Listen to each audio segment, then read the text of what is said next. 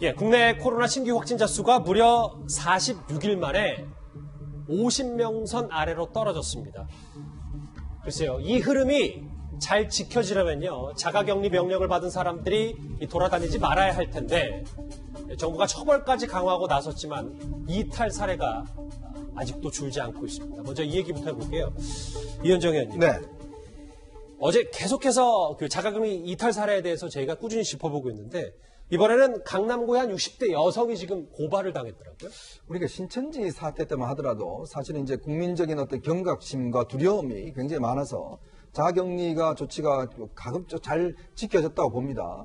근데 그 이후에 이제 확진자 숫자가 줄어들면서 지금 보면 조금씩 어떤 사회적으로 보면 느슨한 감이 있어요. 더군다나 지금 이제 이 그 사회적 격리두기가, 거리두기가 2주 더 연장됐지 않습니까? 4월 19일까지. 이제 그렇다 보니까 그런 상황에서 우리나라는 이제 모범국이고 잘 대응하고 있다라는 이야기를 정부 관계자들이 계속적인 메시지를 던지고 있는 거거든요. 네. 거기다가 지금 외국으로부터 유입된, 즉 외국에 있는 유학생이나 이런 분들에도 들어온 분들이 확진자가 꽤 많이 늘어났습니다. 자, 그런 상황에 지금 강남 같은 경우에 벌써 세 번째로 지금 자가격리 원칙을 어기고 회사도 가고 식당도 가고 하면서 결국 이제 적발이 된 것인데요. 아시겠지만 우리가 초기에 한 10명단 이렇게 나올 때도 보면 이렇게 전부 다 이게 역학조사를 해서 어디 갔는지 식당 갔는지 다 지금 해서 그 식당들이 다 문 닫고 있지 않습니까? 예. 그때만 하더라도 식당 한 군데 문 닫으면 다들 뭐 긴장하고 정말 걱정하고 했는데 이제는 어떤 면에서 보면 뭐 지금 역학조사해서 나오지도 않는 것 같아요.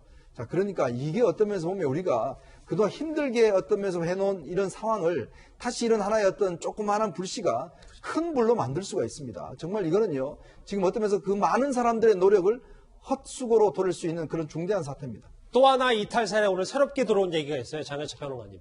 전라북도 익산에서 모자가 어머니와 아들이 자가격리를 어기고 놀이터에 나가서 좀 이게 좀 논란이 되고 있더라고요. 네, 이 가족 같은 경우는 인도네시아에서 입국했기 때문에 16일까지 자가격리 기간을 준수해야만 합니다. 예. 그런데 5일이었죠. 지난 주말에 이 40대 여성 A씨가 아들과 함께 아파트 놀이터를 간 겁니다.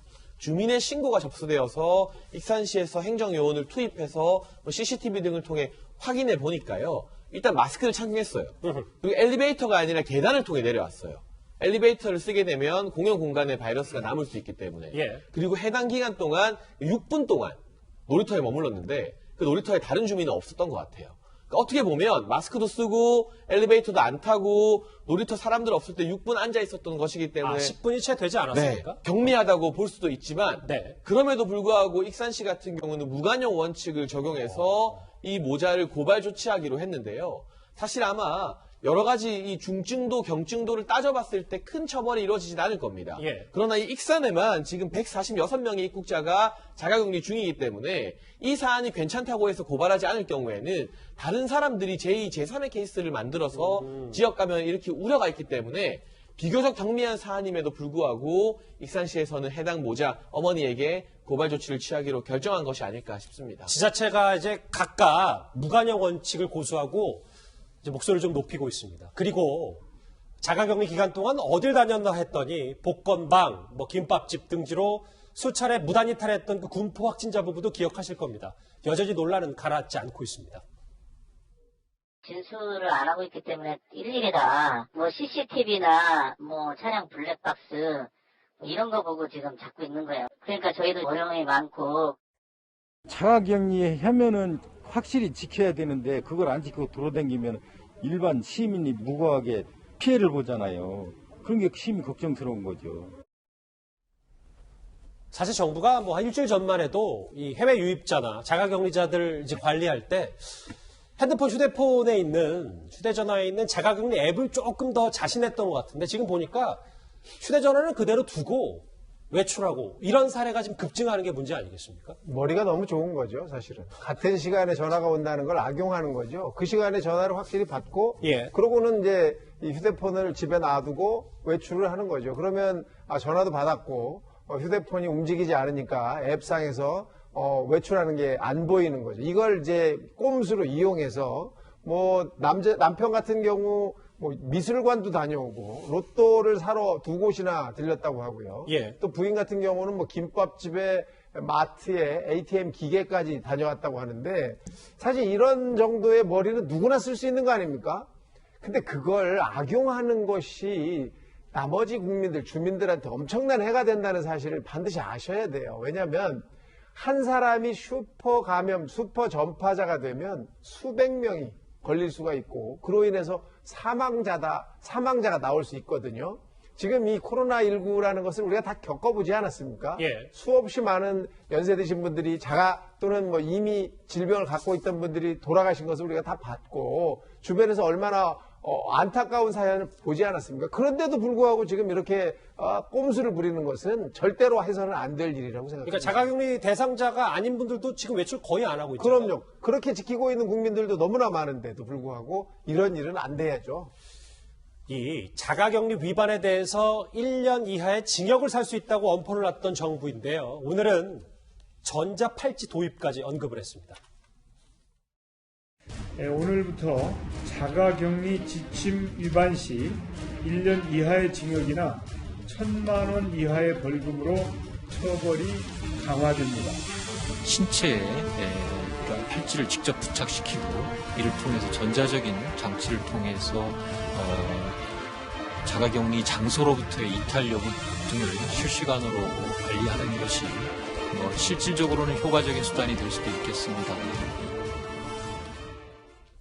거의 김상희 패널 네. 화면 보면 하루 평균 한 6명꼴 정도가 자가격리 위반, 있죠. 뭐 일타, 이탈 뭐 이렇게 하더라고요.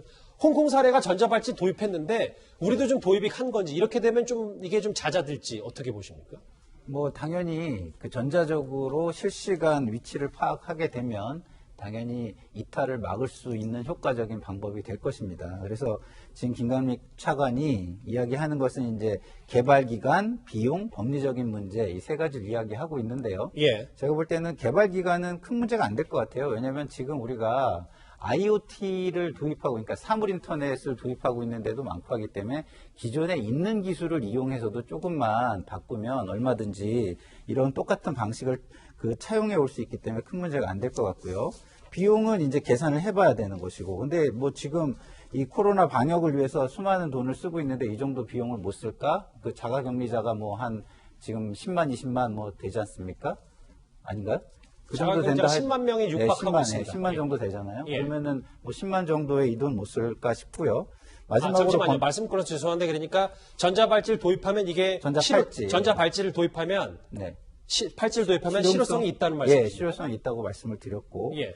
법리적인 문제도 이게 그 어떤 인권이나 기본권을 제한하게 되기 때문에 문제가 될 수도 있지만 공공이익을 위해서 제한된 기관에 제한된 방법으로 하는 거는 우리가 얼마든지 지금 국가의 의미로서 해오고 있는 방식이기 때문에 법리적으로도 저는 큰 문제는 되지 않을 것이라고 보는데 일단은 아까 군포나 뭐 이런 데 그 자가격리에서 이탈한 분들 중에서 예. 이렇게 속이면서 국가의 공무를 속여가면서까지 이탈한 부분들은요.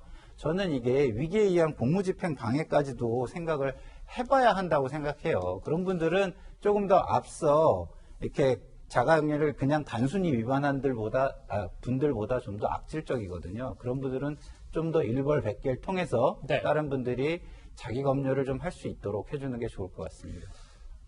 이렇게 자가격리자도 점점 늘어나고 가급적 외출하지 않는 시민들이 대부분이기 때문에요. 최근에 음식을 시켜 먹는 이제 배달 서비스 이용이 급증하고 있습니다. 그런데 국내 배달앱 1위인 이 배달의 민족이 논란의 중심에 섰습니다. 우리 중소 상공인들이 재난적 위기를 겪고 있는 와중에 이런 독점적 위치를 이용해서 부당하게 과도한 중개료, 이용료 인상을 추진하고 있습니다. 공공 앱 문제가 합리적으로 잘 만들어지고 운영된다면 어느 정도는 억제하는 역할을 할 수 있지 않을까라고. 최근 분위기 좀 어려운데 이 시국에 수수료 올리겠다고 했다. 그래서 이재명 지사의 비판을 받았다. 이게 좀 요약한 겁니까? 네, 배달의 민족이 이제 4월 1일부터요. 원래 하던 이제 정액제에서 정률제로 이제 바꾸는 겁니다. 네. 배달의 민족 측은 어떤 그 잘 나가는 업체 여기에 좀 횡포가 있어서 소수의 어떤 기업을 보호하기 위해서 이제 이런 형태로 바꿨다라고 주장을 하고 있어요. 물론 뭐 예를 들어서 이것이 본인들의 어떤 이 상황을 이용해서 요금을 올리는 걸로 이해할 수는 있습니다.